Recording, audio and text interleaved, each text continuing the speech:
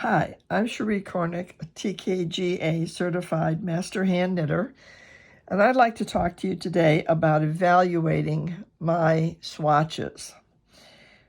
The last video that I did, I talked about how I go about creating the swatches and some of my rationale for doing it.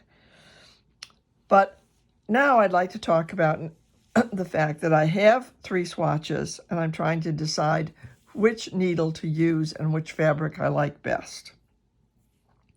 This was swatch number 1. It was done with the same size needle as the designer recommended, a US 2.5 or 3mm needle for the body, and the border was done on a 1.5. I'm particularly focused on the body part of this, and as I look at it, I'm concerned for a couple of things. Although the gauge is on for, no, it isn't on, excuse me. The gauge that I have for the body is 28 stitches and 36 rows. The recommended gauge for this is 32 stitches and 32 rows. The needle size, the 36 rows tells me that the needle size is really too small, and the 28 stitches is pretty close to what I usually get knitting Fair Isle, the way I spread the stitches out on the needle. So that's okay, but one of the things that really concerns me is that the stars are not square. One of the things that's typical of Fair Isle knitting is that the stitches are square, and a motif that's the same number of stitches wide and long as this one is should be square as well. This one is 2 inches wide and only 1.5 inches, let me see, 1 5/8 inches long.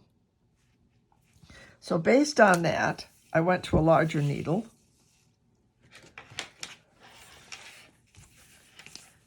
This one is knit on a size 3, one that I'm more used to using for Fair Isle.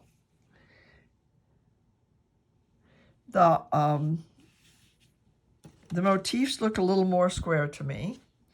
The gauge that I have is 28 stitches and 32 rows. 32 rows is what the pattern called for, but 28 to 32 still isn't square. When I measured this on the previous video, I was doing it on an unblocked piece, and my measurement was 28 stitches and 30 rows.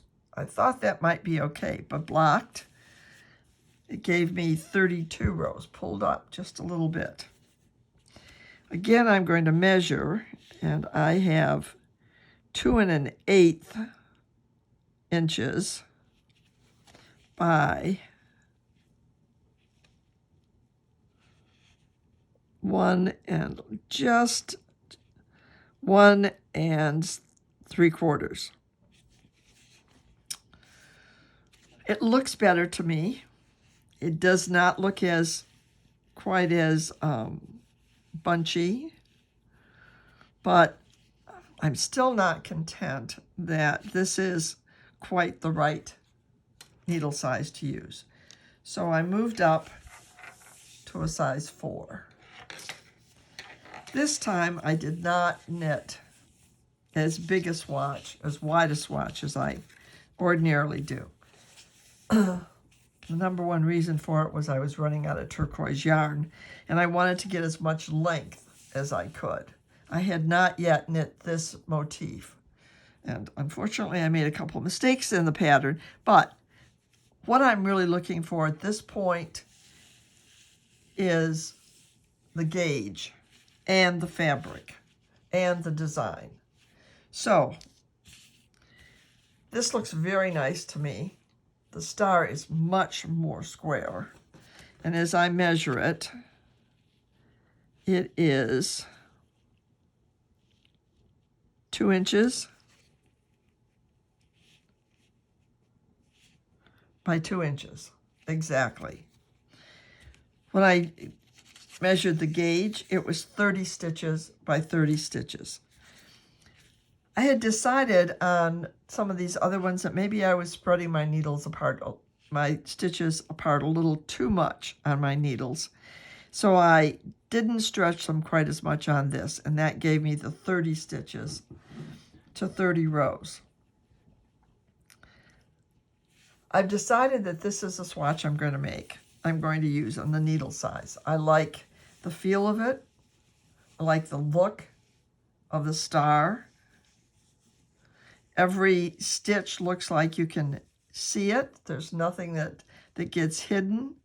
And you can see both legs of those stitches. It seems like a very subtle difference to make it. But for me personally, this is the swatch to use. Now, that means, however, considering that I'm working with a pattern whose gauge is 8 stitches per inch and 8 rows, or 32 stitches in 4 inches, I've got to make a number of adjustments. I can't make the size that I ordinarily would. I'll have to look at the length of it as well as the width, because with one less stitch per inch, that means that this is going to come out longer than I had intended. So at the point that you've made your swatches, you really have to come to the decision of which fabric do you like best, which was the most comfortable for you to knit, and how many changes you want to make to that pattern in order to meet the size and the measurements that it's supposed to come out as.